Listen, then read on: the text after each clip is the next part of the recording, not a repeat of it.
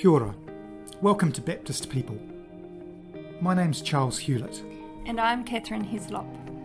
In our roles as National Leader and Executive Advisor within the Baptist Churches of New Zealand, we daily have the privilege of bumping into interesting people.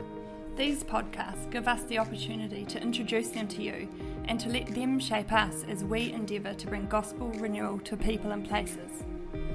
In conversation, we explore something of their story. Why do we find them so interesting? What are they giving their lives to? Where does the motivation come from? We reflect together on both the highs and lows of their journey. Thanks heaps for taking the time to listen in today. In this podcast, I talk with Anna Jones from Village Baptist.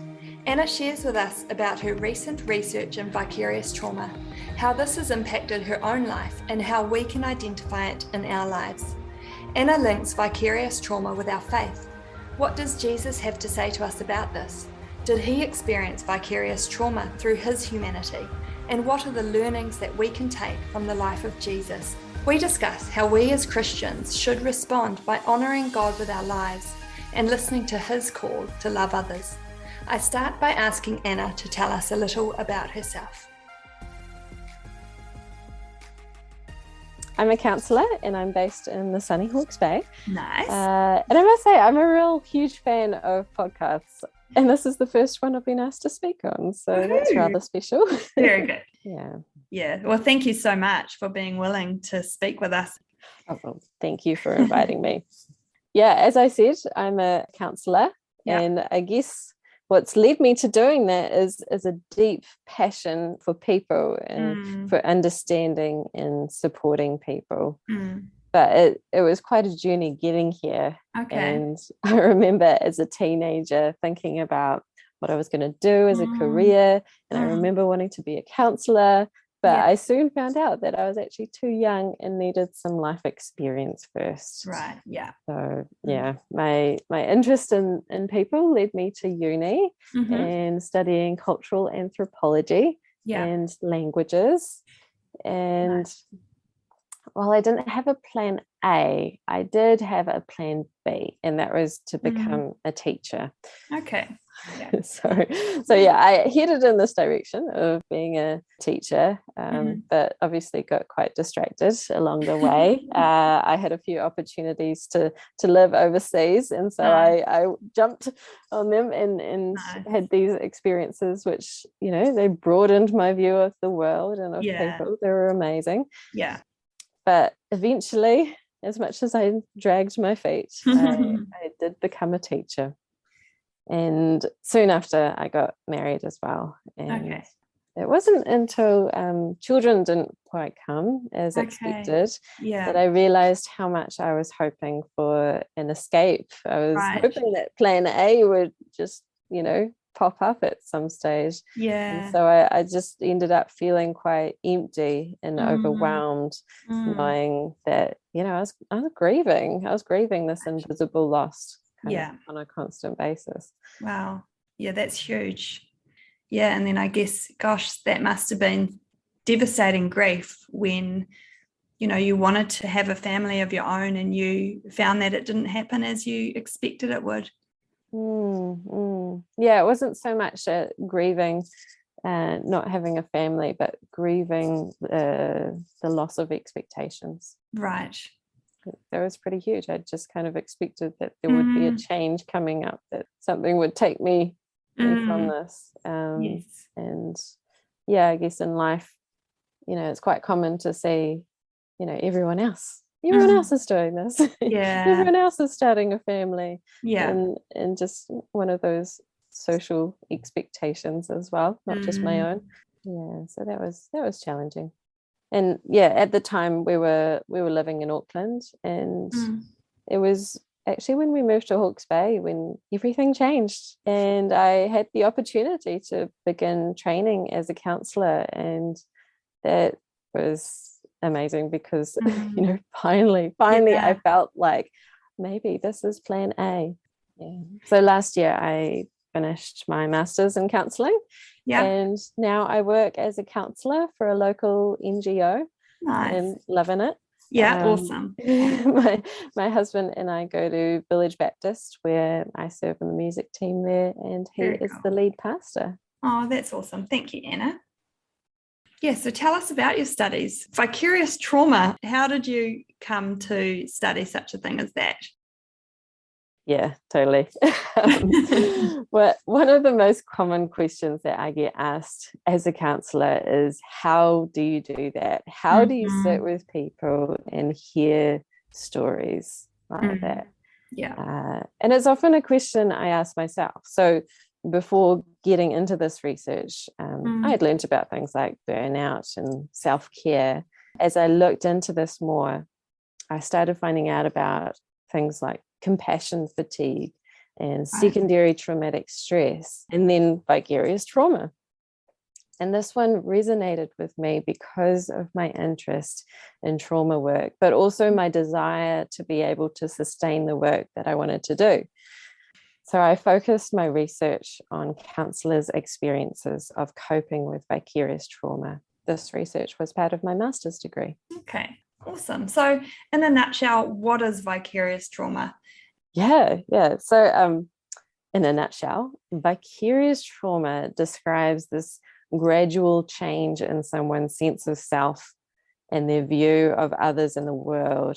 And this is a gradual change that can eventually affect the whole person. So their psychological, their spiritual, their social and physical well-being. And it comes about from hearing the trauma stories of another person. So it can, but it doesn't necessarily affect those who have a close, caring relationship with someone negatively impacted by trauma. It can affect the close family or friends, and those who work in caring professions with trauma survivors. So it's just showing that you can experience this same kind of trauma vicariously. Yeah. How has vicarious trauma impacted your own life? How did you work through it? What are the learnings that came about as a result of it? Yeah, so since doing this research, I've looked back on my own experience in quite a different way. I remember in the months after the start of the pandemic, there were a number of times I was driving to and from work. I saw, people walking around and seeing people's homes as I was going by. And I just had this eerie sense that these people had experienced some horrific abuse, and that, if I was to go into these homes, that I would see cruelty and neglect taking place. And it was just so bizarre. And there was a point when I realized that this wasn't good. This wasn't normal. This wasn't how I usually saw the world. And in doing this research, I was able to identify what was actually starting to happen. So I immediately put into action some of the things that I was learning about, some of the things that these counsellors did to cope. Actually, one of the first things I did was I started doing Pilates. During one of the first lockdowns. Pilates is a lot more gentle, but it involves like strengthening and stuff. And it just really helped me. It helped with the stress and anxiety, because for me, I hold that in my body, and I carry a lot of pain and tension quite regularly. And so doing something like Pilates was really helpful. But I also got counselling for myself, so I arranged to see a counsellor. And another thing I did was try to develop rhythms of mindfulness. So mindfully present with my thoughts, what was around me, just with curiosity. And if anything came up that I noticed myself struggling with, I'd often take a deep breath and bring it to God. So those are 3 really good things that we could put into our own lives. Yeah, totally. Because these things helped me to keep working. They helped me to stay focused, even though I was struggling with this sort of change that was going on in my outlook. And I think the greatest learning from this was realizing the value of developing healthy rhythms in my life with all the big things that are going on in the world today, and the collective trauma and grief and fatigue that we're all experiencing. I know for myself Yeah. that I need these rhythms. And I guess as well, in the first place, it was that EQ that you showed to recognize your thought patterns and recognize that your thinking had slowly started to change and that you were actually having those unhealthy thought patterns about the world and about the trauma that other people experience. Yeah, so how can we identify it in our own lives? I mean, you've just explained a way that you've identified it, and if we identify it, what do we do about it? I've spoken to you previously, Anna, and you sort of mentioned that as a part of your research, you created a model for counsellors to use. And I'm sure that that can be wider for all of us in everyday lives to use, to help us process our own vicarious trauma in our own lives. Sure. Like I said, vicarious trauma typically comes on gradually. It involves these negative shifts in how you see yourself, others, and the world. And you might pick up on it yourself, or you might notice it in just the things that other people are saying in their comments. So just like first-hand trauma, it can disrupt parts of your psychological development. It can cause you to feel extremely vulnerable, helpless, cynical, maybe alienated.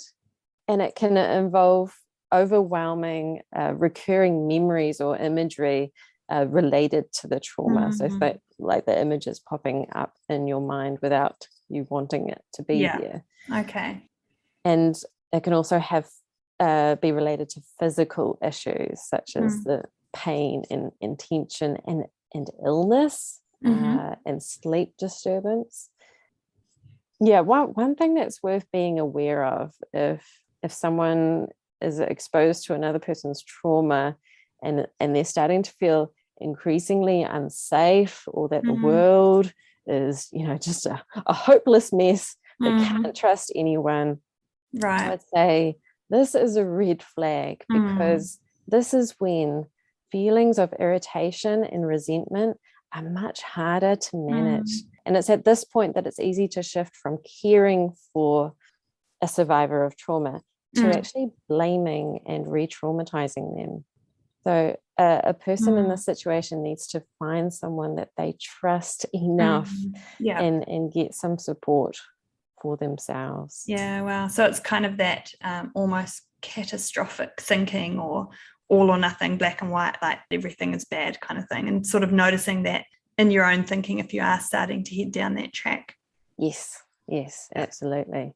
But the good news is that it doesn't have to get this far. We can work on growing our resources internally and externally. We can build resilience. And this can apply not just to individuals, but to groups and communities as well. So the model I developed is not about fixing, but about coping. Okay. And it's got these four interrelated sections. The main section that everything fits into is called meaning. Right. And that relates to our outlook on life, how we make sense of the world, ourselves, and others. So I'll just give you some coping examples from each section. In meaning, one thing to do is to be intentional about cultivating a hopeful, optimistic perspective. So this involves noticing the good in and around you and cultivating gratitude. Another thing, often people who offer this type of support to others, they feel a sense of call to this, and they're uniquely gifted in listening, understanding, and encouraging. So it can be helpful to remember this sense of call and gifting. Now, under the section self, you'll find work-life balance. That means, when you work or volunteer, have some downtime or fun planned into your week so that you can recharge in the way that you need to. That's important. Yeah. And you'll also see general self-care, like looking after your body, feeding it, nurturing it, keeping it fit and healthy. And I guess you could call this stewardship, being a good steward of what, God's given you. Yeah, awesome. The next section is, I guess, sort of the connection section. you yourself are connected with others. And something really practical to do in this space, particularly with the person you're supporting, is to honor that relationship by having really clear boundaries, knowing your limits, so that you're not pouring from an empty vessel and getting overwhelmed. And also staying connected with others in general is a really big one for coping. As someone who cares for others, there's value in being held up and sustained by the support of others yourself. Yeah, so it's the importance of community. Yeah, totally. Yeah. And a big one for me as a Christian is actually my connection with God, knowing that he's always with me, he's working in and through me, and just having rhythms of prayer helps me to remember and stay receptive to what he's doing. So how does this all link to our faith? What would Jesus have to say to us about this? That's interesting you ask, because in my research, it was quite clear that spirituality plays a big role in coping with vicarious trauma. And for me, I associate that with my faith. And my faith has had a huge impact on my outlook on life and, how I see myself and others as children of God, created in his image, and how I see the world, as a place lovingly created by a loving creator God, a place marked by sin and brokenness, but a place in the process of being lovingly restored and redeemed, and a process in which we can be involved. Wow, beautiful picture. Yeah. So my faith gives meaning and perspective in my care of others and my own experience of vicarious trauma. And with vicarious trauma, this can get a bit blurry. That shift in your outlook, in my outlook. So for me, being part of a faith community means that I can be reminded of these things through regular participation in worship, hearing scripture being read, praying and talking with others. So essentially, ritual and relationship help restore my perspective and my faith. So massively important. Yeah, huge. And again, the community, just being in a Christian community helps me in my perspective, to reorientate myself. Yeah. So did Jesus experience vicarious trauma through his humanity? What learnings can we take from the life of Jesus? Yeah, that's a really interesting question, because at the cross, Jesus took on the sin and suffering of all humanity. And that was certainly vicarious, because it wasn't his, it was ours. Yeah. And much of it would have been severely traumatic. Yes. But absolutely. If we think of it, if we go back to like his day-to-day life, something that really strikes me is his compassionate and empathic presence with those who are suffering. And you see that in the story of the woman at the well, where he didn't judge her past brokenness, but received her with it. Yeah. And in the story of the woman caught in adultery, where Jesus made himself vulnerable to the religious leaders by siding with her and protecting her. And also in the story of Lazarus's death, Jesus allowed himself to be emotionally affected by the grief of Lazarus's sisters. And this compassionate, empathic presence that he models is the very same thing that makes us susceptible to vicarious trauma. Yeah, it's interesting because in Jesus's life, we're actually just watching the Chosen series at the moment with our family. And, something that strikes me was Jesus had his own boundaries in his ministry. He'd often say, I need to go away to be by myself to pray and to sort of recharge. And so we can see that he lived those boundaries in his own life, and yet he was so present and so able to empathize with people and with their trauma. Yeah. You can kind of see it. It's really cool, the Chosen series, where you can see the actors playing this out in such a beautiful way. But how he is exercising those boundaries. He knows his limits. He is very much human. And I really appreciate how he's able to show care without colluding with sinful or harmful behavior. Yeah. And also, like, he's got such a massive purpose that he sticks to. He's got this clear calling. He sticks at it. Yeah, awesome. No, that's really good to be reminded of Jesus's life. And yeah, I mean, as you say, the picture of Jesus on the cross, like, it's vicarious trauma in and of its own. So, so is this something that we should be afraid of and, trying to avoid, because the vulnerability or the risk of being impacted by someone else's trauma, I mean, that's huge. Or is this something that as Christians, we should embrace in our own journey of honoring God, with our lives and listening to his call to love others? Yeah. Well, actually, this brings to mind how the people who actually coined the term vicarious trauma, they describe it as an occupational hazard for trauma counselors. So, yeah, with that understanding, we don't avoid it. We prepare for it and we manage it.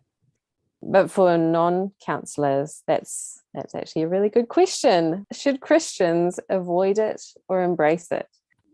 Now, I'm not sure about the language of embracing suffering, but I know what you mean. And if we look at Jesus and how he suffered, we see that he knowingly took on this huge burden of suffering out of love. And he also humbled himself time and again as a servant for others. And as Christians who seek to be Christ-like, to reflect that same love and humility, I think suffering will be inevitable. But we know that in our suffering, we have Jesus. When we take the risk of entering into the suffering of others, of potentially wounding ourselves and being a healing presence to another, we participate in the very life of Christ. And this is what sustains us, this calling, this relationship, and this identity. If we're ever to experience the suffering of vicarious trauma, we do so in participation of the life of Christ, the one in whom we find comfort, meaning, and hope. Wow. Yeah, that is massive. And that is such a beautiful way of looking at it, and just reminding ourselves, of the life of Christ and what he did for us. Thank you so much, Anna. It's been really great to talk to you today.